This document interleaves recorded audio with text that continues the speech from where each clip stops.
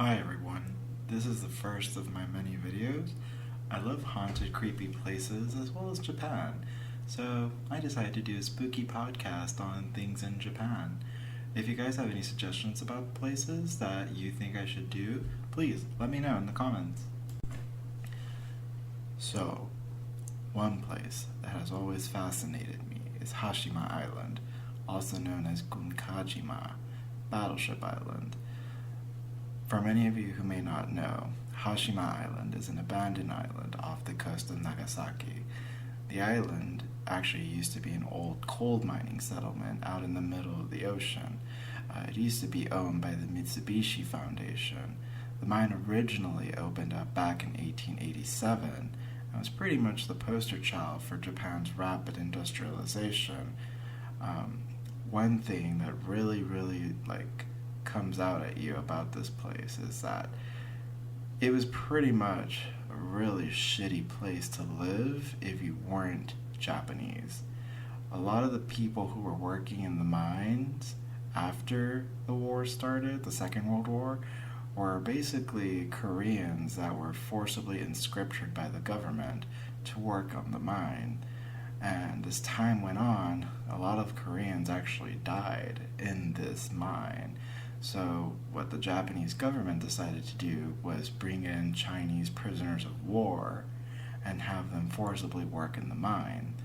Some estimates have it that roughly about 1,000 people died working in these mines. A lot of them were just prisoners of war, so you can just think about it. These poor souls are just trapped on this island, hundreds and thousands of miles away from their family and everything, and their spirits are just lingering now on this island. What makes it pretty controversial is that recently the Japanese government decided to make it a UNESCO heritage site. So that's gotten a lot of people riled up in China and Korea. You can look about more on that online. But anywho, the island did remain inhabited until around 1974. By around this time, the majority of the coal reserves that were on the island were basically completely gone. So the mine was closed down and the entire island's population left soon thereafter. What makes Hashima Island so creepy, though, is the abandoned concrete buildings constructed throughout the island.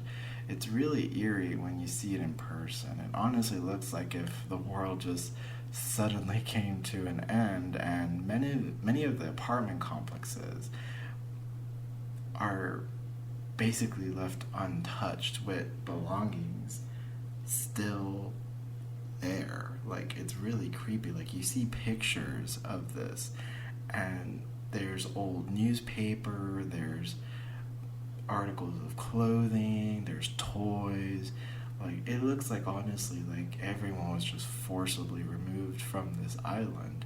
And it's just really like foreboding and eerie. Like, you just see it in the distance, these tall abandoned concrete structures just there, but all the people are gone. After the island was abandoned, it kind of went into obscurity.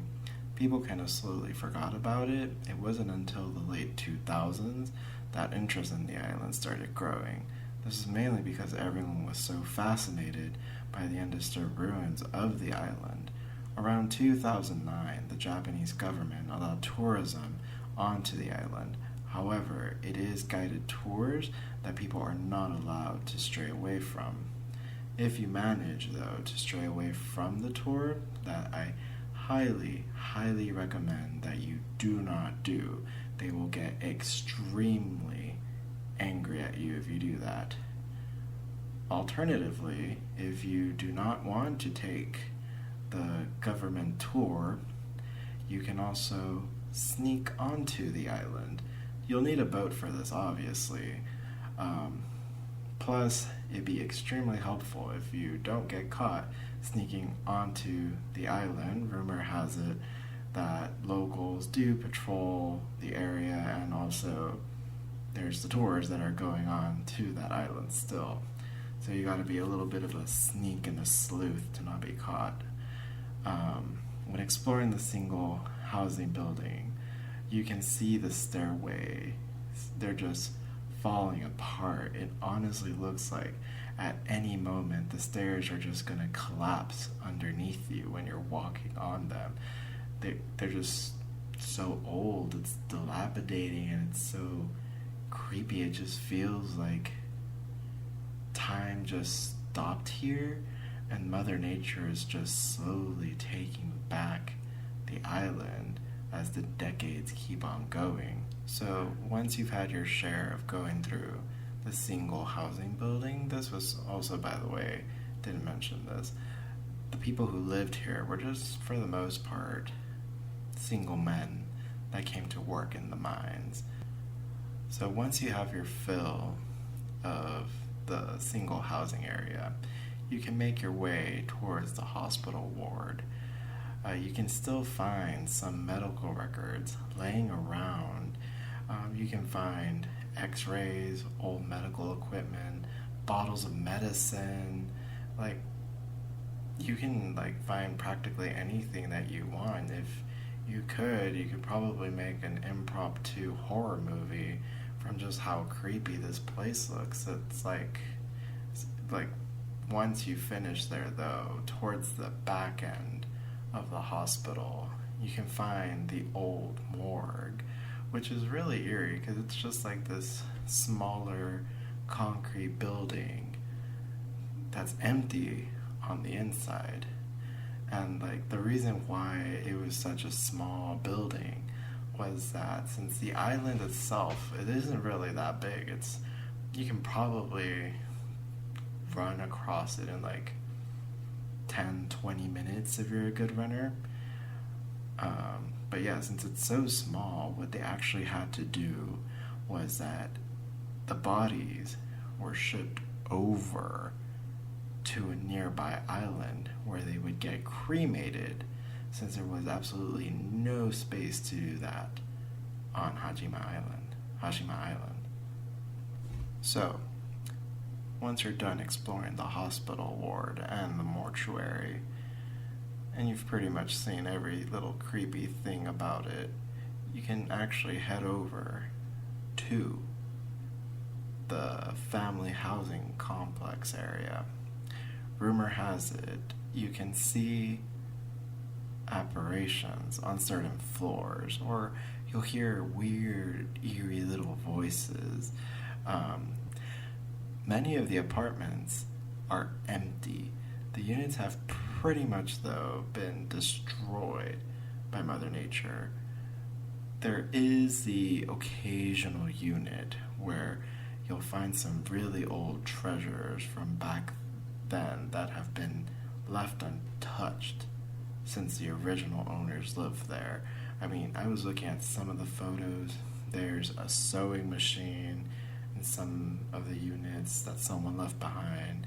Someone literally left their entire kitchen with pots and pans and cooking utensils. There's an old TV in one of the rooms. It's just really weird. And some places there's children's shoes still in the cubbies, and it's just really, really interesting. You can spend literally the whole day just exploring this mammoth of a building and all the abandoned units in there. Every single one has something different to offer.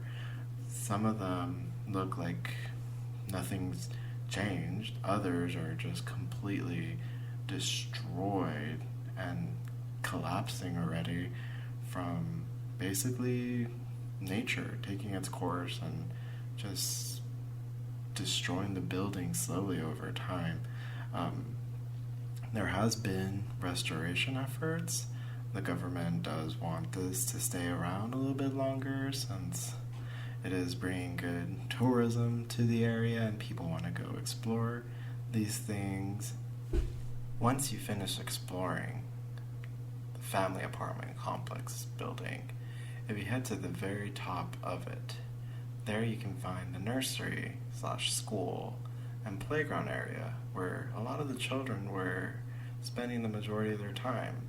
It's actually a really, really nice view up there, but it's also kind of creepy since it's like an abandoned playground and school that like nobody has been in since like the 70s. But yeah, it's definitely really cool to go see, and it's just like amazing. Finally, probably one of the creepiest places on the island, besides the mine, would be the island prison. You can see the old jail cell where many of the island's forced laborers were sent. When looking at the cells, you can see old rusty locks, the wooden jail bars just decaying as time goes on. If you go inside the cell, make sure you don't close the door all the way, or you might just become the island's next victim and become its new permanent resident. Well, everyone, our time's up today. I hope y'all got a little bit of an idea of what Hashima Island is and the spookiness that comes around with this place. I'll be trying to post about 1 to 3 videos a week. I don't have a set schedule yet, so I might sporadically post 3 videos back to back, or I'll post one on Monday, one on Saturday, one on Wednesday. Who knows? But yeah, so if you enjoyed the video, well, it's not really a video, if you enjoyed the podcast, please like and subscribe, and I will definitely keep posting more. Till next time.